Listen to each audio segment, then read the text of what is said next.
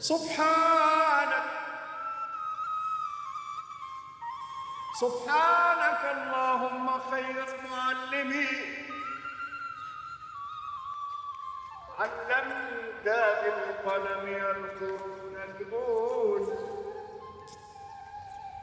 صلوا عليه صلوا عليه نبينا العربي، صلوا عليه.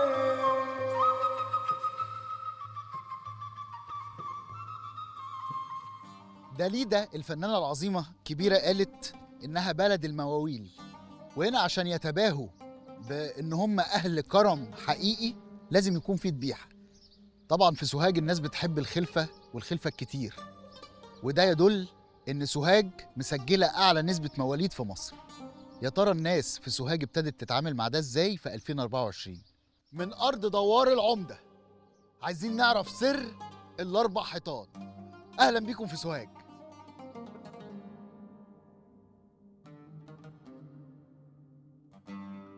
ازي حضرتك؟ تمام الحمد لله. اسمك ايه؟ نانسي. اهلا استاذه نانسي. قولي لنا بتشتغلي ايه؟ موظفة في مديرية الشؤون الصحية. جميل جدا، عظيم. بقالك قد ايه؟ بقالي 2 سنين.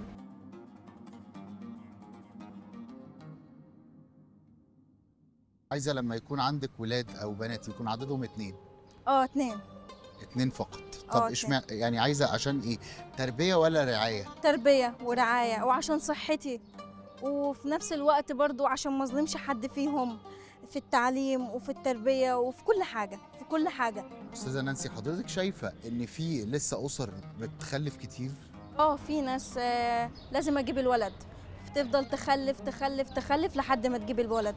وفي حموات بتزن لا اربط الراجل بالعيال. اربطي راجل بالعيال.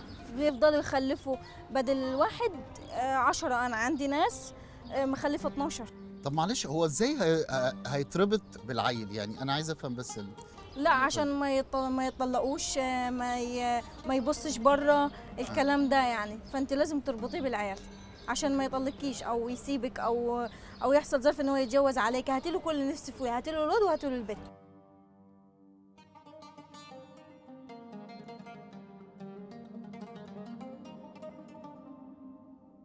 هل حضرتك معاكي اطفال ولا لسه؟ معايا مريومه سنه و3 شهور. سنة و3 شهور؟ سنه ما شاء و3 الله شهور. ما شاء الله، حلو قوي. طيب هتخويها امتى؟ انت حابه تعملي كده امتى ولا مش عايزه؟ انا مش بفكر اصلا في المبدأ خالص. ولو فكرت اعملها على 5 6 سنين كده، انا اكون يعني حتى يعني استرجعت كل طاقتي أيوة. وصحتي وهي كبرت وعرفنا بالظبط. نستوعب بعض انا وهي ونتفاهم وتقول انا عايزه اكل، انا عايزه اشرب، الكلام ده كله يعني. تمام جدا. لكن تمام. غير كده لا. انا بشكرك جدا، شكرا ان انت العفو. فدتينا. شكرا، ميرسي قوي. العفو.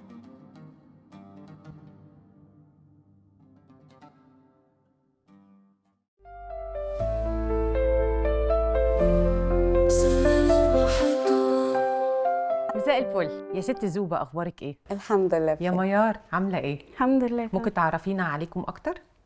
اسمي ميار، 27 سنة، شغالة إدارة فريق في مركز طبي. ست زوب. اسمي زوبة حسين إسماعيل، مسؤول إعلام تنظيم الأسرة بمديرية الصحة بسوهاج. وانتي نفسك تجيبي كام طفل يا ميار؟ هجيب طفلين إن شاء الله. هتجيبي الطفلين ورا بعض على طول ولا هتستني شوية؟ لا هستنى شوية، من 3 ل5 سنين على حسب. اشمعنى من 3 ل5 سنين؟ أعرف شخصية اللي معايا عشان نبقى مسؤولين إن إحنا هنربي بيبي جاي في السكة. نبقى عارفين إحنا الدنيا نظبطها مع بعض الأول، نبقى فهمنا شخصية بعض، عرفنا إحنا خلاص هنبقى قد المسؤولية دي ولا لأ. بس أنا مبسوطة إن انتي بتقولي الكلام ده، وده أكيد جاي من حد انتي فعلا اتعلمتي منه. يا ست زوبة، انتي علمتيها الكلام ده إزاي؟ عملت لها العلامة دي وشرحت لها إزاي. قلت لها إن أول سنة فيها 9 شهور حمل وولادة، فيها 40 يوم فترة نفاس، فترة حساسة في ليها أعراض خطر لازم ناخدوا بالنا منها. بعد كده في 2 رضاعة طبيعية زي ما ربنا سبحانه وتعالى قال.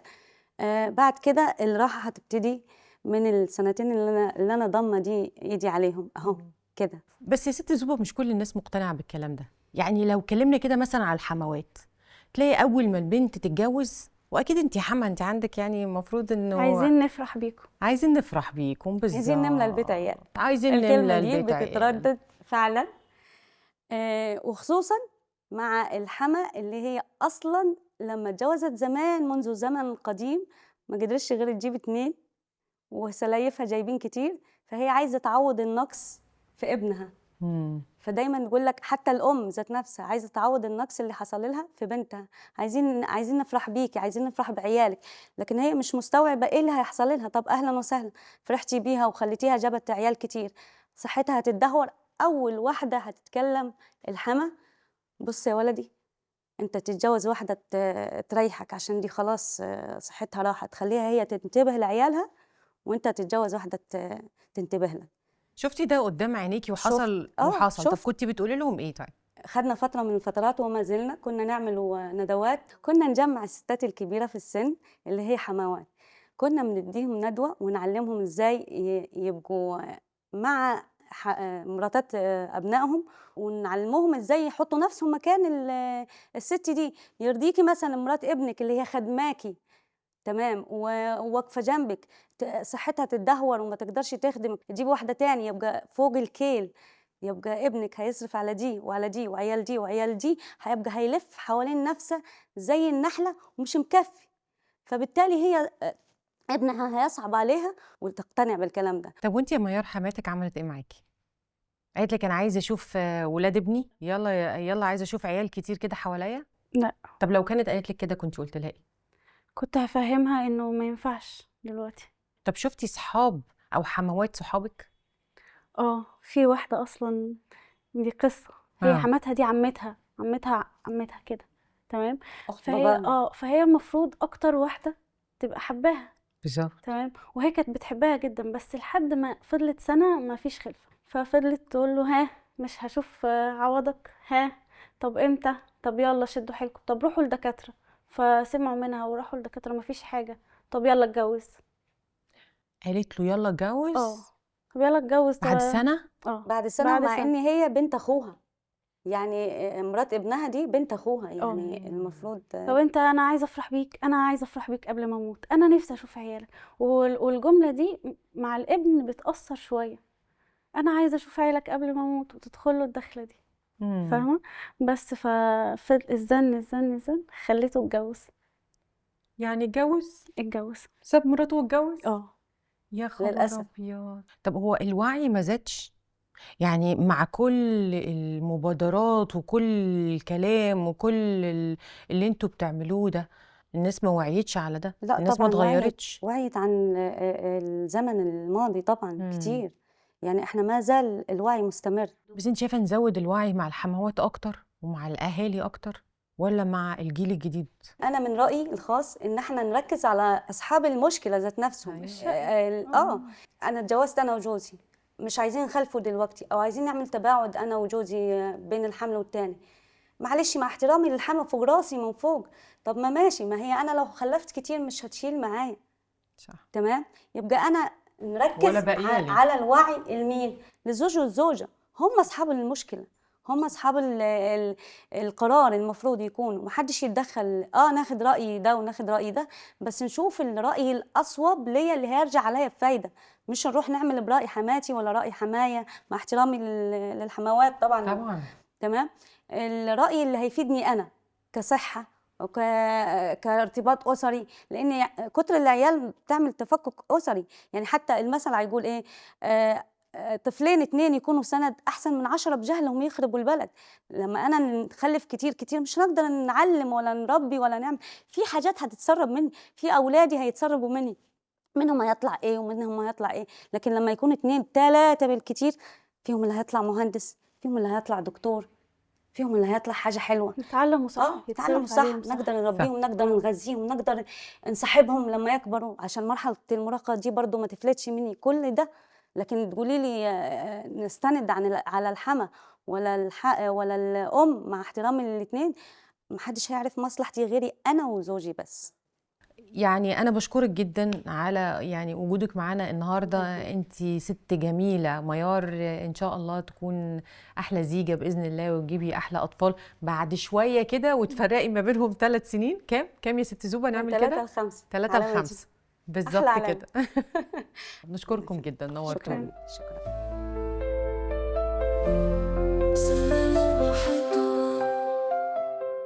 قرار الإنجاب قرار مهم جدا في حياتنا. علشان الزوجين ياخدوه لازم هما الاتنين يكونوا على وعي كبير جدا، مش بالآخر، لا بنفسهم.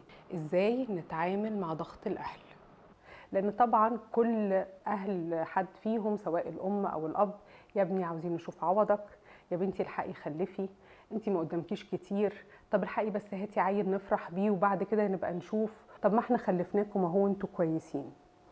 ايه مشكلة الكلام ده؟ حتى لو هما الاتنين اخدين القرار سوا، الا ان هما الاتنين بيتعرضوا لضغط كبير جدا. الضغط ده عادة بيكون في صورة هو انا اللي مقصر، هو انا غلطان، هو انا فعلا العمر هيفوتني. وده اللي بيخلي في الحوارات اللي ما بينهم يكون زي ما بنقول كده كل واحد على راسه بطحة، انا السبب، انا المشكلة. هما الاتنين مش قادرين يسمعوا بعض، كل واحد فيهم بيلوم التاني، ايوه انت جاي سامع كلمتين من امك وجاي تحطهم بقى في اوامر عليا، والعكس. وانا مش هضحك عليكم واقول لكم انه الكلام ده مثلا كلام فارغ ولا مش موجود، لا. علشان كده مهم جدا جدا انه احنا الاتنين نتعلم ازاي نتعامل مع ضغط العائلة الممتدة. انا بقصد بالعائلة الممتدة اللي هو اهل كل شخص فيكم. ازاي كل واحد فيكم يبقى فاهم ان العلاقة هي الاولوية. انا لما بقول العلاقة هي الاولوية، انه الاتفاقات اللي ما بيننا هي الحاجة اللي احنا الاتنين عاوزين نوصل لها ونتعلم نحققها ازاي. عشان كده دايما بنقول انه الثقة عكس الانانية. لو انا اناني في العلاقة دي هيبقى بس الحاجة اللي انا عايزها انا واهلي هي الاولوية، مش مهم انتي او انت رأيك ايه. لكن لما بنرجع للصداقة، انا صديقي مهم جدا جدا عندي، او صديقتي مهمة جدا جدا عندي. انا ممكن اهتم بعلاقتي مع شريكي دلوقتي علشان اكون سعيد ومبسوط، اللي بالتبعية ده هيرضي اهلي. لكن لو المشاكل دخلت ما بيننا وخسرته، انا ما اعتقدش انه اي اهل اسوياء هيكونوا سعيدين او فخورين بان هي دي تكون النتيجة اللي تحصل. فخلينا دايما نرجع نفتكر انه قيمكم واهدافكم المشتركة اللي ما بينكم هي الاولوية، مش ضغط الاخرين.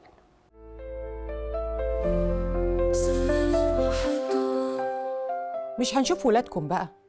يا ابني انا نفسي هشوف عوضك، يا بنتي انا عايزه اشيل عيالك قبل ما اروح. هو انتوا في حاجه غلط فيكم؟ في مشكله؟ عندكم حاجه مش مظبوطه؟ ما خلفتوش لغايه دلوقتي ليه؟ ما خلفوش لغايه دلوقتي عشان هم قرروا ما يخلفوش لغايه دلوقتي. ده قرار 2 متجوزين، مع كل احترامي الشديد لاي قرار تاني ولاي راي تاني. عشان كده ده سر شائك جدا قررنا ان احنا نتكلم فيه النهارده مع حضراتكم، سر من اسرار ال4 حيطان. لتلقي الدعم والإرشادات نورونا في العيادات المتخصصة التابعة لوزارة الصحة والسكان 19 55 9 أو على الخط الأرضي 0800 38 0800.